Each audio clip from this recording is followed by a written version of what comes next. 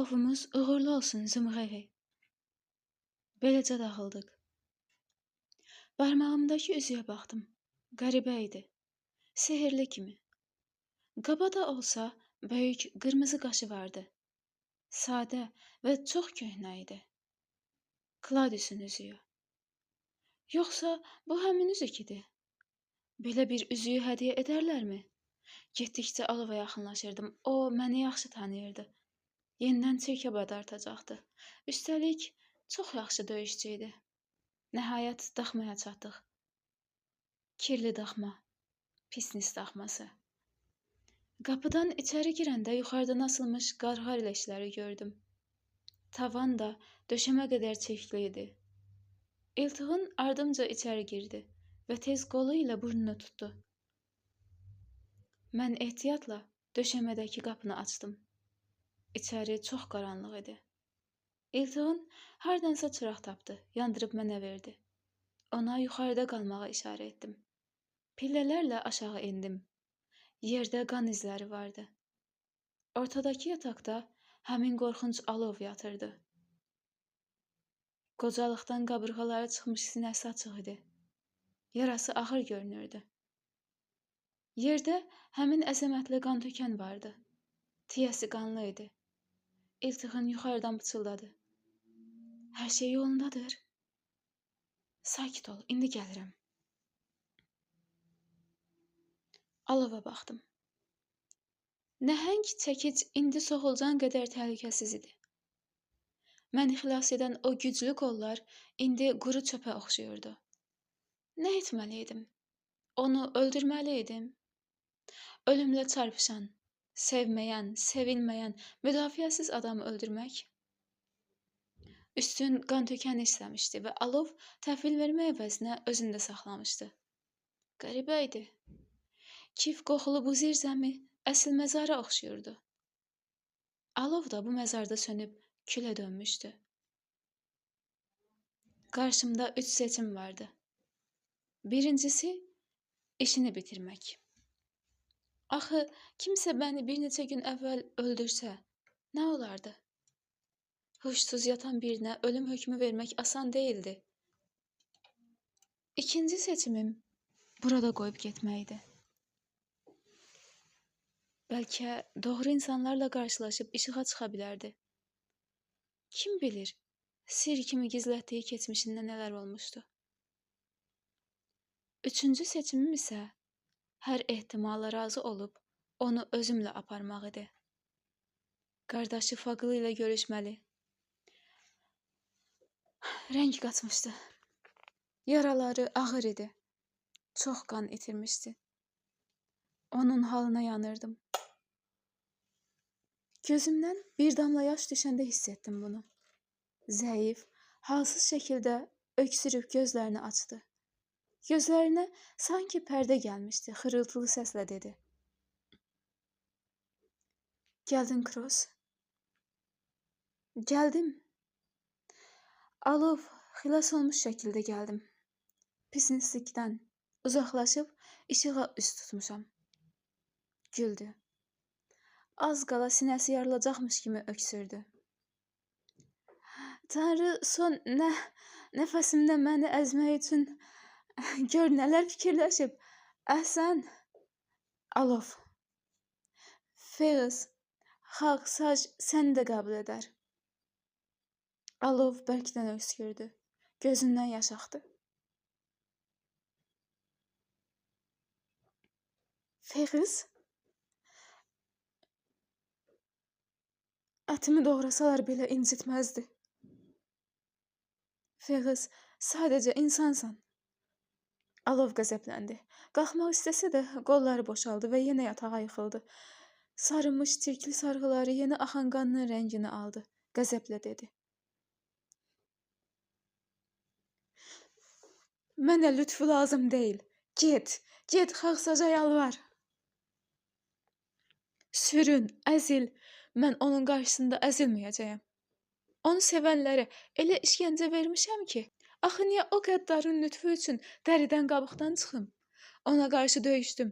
Ona qarşı çoxlarını yetişdirdim. Peşmanam. Peşmanam ki, daha çox düşmənçilik etməmişəm. Kaş daha çox döyüşə biləydim. Bax, intiqamını almağa başlayır. Necə də dəhşətli üzləri var. Hə, gəlin, nifrin olsun xalqsaca, lənət olsun sevənlərə. Son sözünü gətirmək üçün çox çətinlik çəkdi. Nəfəs almağa çalışdı, amma almaq yerinə nəfəsini buraxıb titrəməyə başladı. Gözləri dəhşətlə açıldı. Ağrı içində qıvrandı. Əlindən heç nə gəlmirdi. Heç nə. Nəhayət bədəni süstləşdi. Öldü.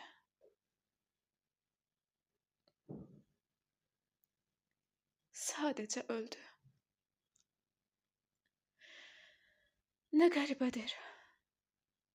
Bu qədər il yaşamadı.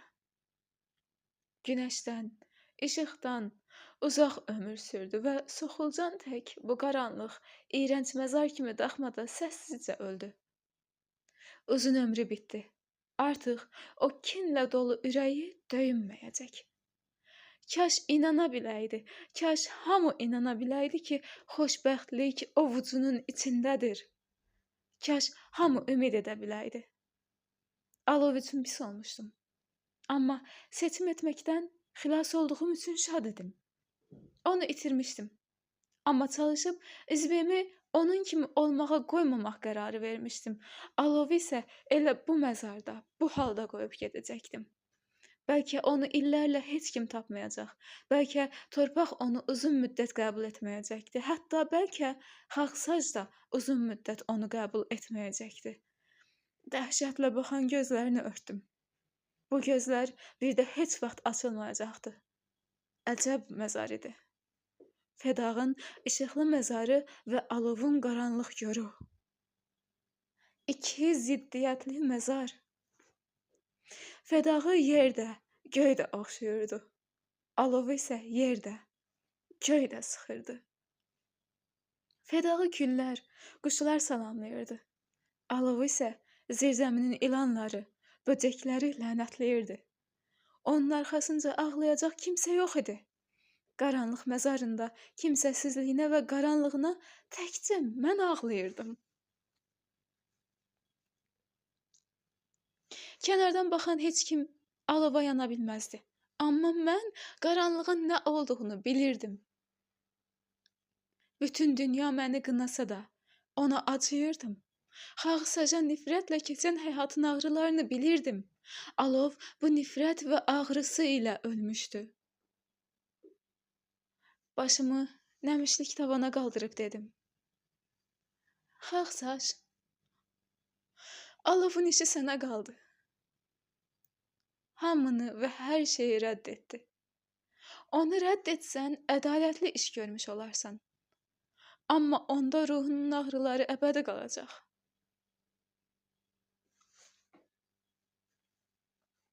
Qan tökəni götürdüm. Asta addımlarla yuxarı qalxdım. İltiğin səbirsizliklə qabağıma yeridi. Çox yubandın Zümrəği. Əmin Fevz aşağıdaydı. Öldü. İltiğin sevindi. Bu yaxşı xəbərdir Zümrəği, çox yaxşı. Ah Alov, qardaşın oğlu belə ölümünə sevindi. İltiğin davam elədi. Qılınc da artıq səndədir. Gedək, vaxt itirməyək. Qan tökəni belimə bağladım və qara libası üstünə çəkib özümü bayıra atdım. Şəhərdən çıxana qədər danışmadıq. Atlarımıza minib çapdıq. Uzaqdan Fədağın daxması görünəndə yavaşladıq. Atlarımızı yorğa sürərək qara libaslarımızı çıxardıq. Jenjak belimdəki qılınca heyranlıqla baxırdı. Çıxarıb uzatdım ki, baxsın. Məmnuniyyətlə aldı. Heyranlıqla baxaraq dedi. Qan tökən. Tecek dağlarının arasındakı Kral dağı Zaldamadın qəlbindən çıxan qədim qılınc. Deyirlər, Zaldamadda Teceklilərdən əvvəl heç kim yaşamayıb. Dünya yaranandan bəri. Amma Zaldamaddan tapılan bu qılınc bunu inkar edir. Kim bilir, Zaldamadın qəlbinə sancılmamışdan əvvəl bu qılıncla nə işlər görülüb? İltiğin sözə qarışdı. Deyirlər, Kuron və Pune orduları qarşılaşanda hər iki tərəfdən bir neçə atlı üzbəüz gəlib. Kelyallardan bir qadın, Döyüşçü Kron tərəfdə vuruşurmuş. Tenqa qan tökənlə qarnından elə zərbə vurub ki, qadın heç nə hiss etməyib. Bir qədər sonra qurşaqdan yuxarı hissəsi yerə aşıb. Qalan hissəsi atın üstündə qalıb. Güldüm. Deyirsən qadın hiss etməyib, hə? İltiğin təkidlə dedi. Üstəlik zirəhi də möhkəm imiş, amma kəsilib. Bu qılınc ilə bir vaxtlar Nal qalası fəth edilib. Jinjak gülməyimə baxıb İltiğinə söz atdı. Üstünü bununla vurarsan Zümrəği, amma elə vur ki, heç olmasa həmin gün xəbəri olsun ki, 2 bölünüb. İltiğin də gülmək tutdu. Amma özünü incimiş kimi göstərib dedi. Mənə deyən lazımdır ki, ey Avamtinin nəslindən gələn igid İltiğin, bu 2 puneli ilə sənin nə işin var? Jinjak mənə göz vurdu. Yaxşı İltiğin, əcdadlarını Tecek dağlarından əcdadlarımız qovub deyə bizə düşmən olacaqsan. İltiğin, əcdadlarının şəhərində qara libas altında gizlənib gəzirdim biraz əvvəl, elə deyil? İltiğin, əcdadların Tecekə hardan gəliblər? Maraqlandım. İltiğin, əcdadlarım əsrlər əvvəl Tecekdən çıxıblar, amma Tecekdə bəlkə 1000 il əvvəl yaşayıblar. O qədər qədimlərdən xəbərim yoxdur. Bəs Zümrəği, sən əcdadların hardan gəlib Tecekə? Eşitdiyimə görə çox qədimdə sakit bir tayfa var imiş. Böyüyüb və krallıq olub. Ətrafındakı onlarla tayfa ilə əlaqələr qurub, sonra kralın oğulları tərəfindən 2-yə bölünüb. Biri Pune krallığı olub, o biri isə Zenit. Sonra Zenit qəbilələri birləşdirilib və böyüyüb. Punedə ondan geri qalmayıb, getdikcə qatı düşmən olub bu 2 krallıq. Axırda iş o yerə çatıb ki, Zenit Pune ərazilərinə soxulub. Pune məcbur qaçmağa başlayıb, didərgin düşüb, itki verib. Faxdad krallığının Tecekdən ayrıldığı kimi Pune krallığı da Tecekə gəlib. Nə qədər itkilər verib zəifləsə də, Faxdad krallığından güclü olub, Teceki ələ keçirib. Sonrasını bilirsiniz, güclənib hər iki tərəfi ələ alıb. Zenidə ağır məğlubiyyata uğradıb, imperiya olmaq yolunda addım atıb. Tenzar imperator olanda şər qüvvələrə sitayişə bulaşıb insanlar. Kronla döyüşüb. Nəhayət bu günə gəlib çatıb. Bu məqama çatanda qarşıda 2 nəfər görüb söhbəti dəyişdim.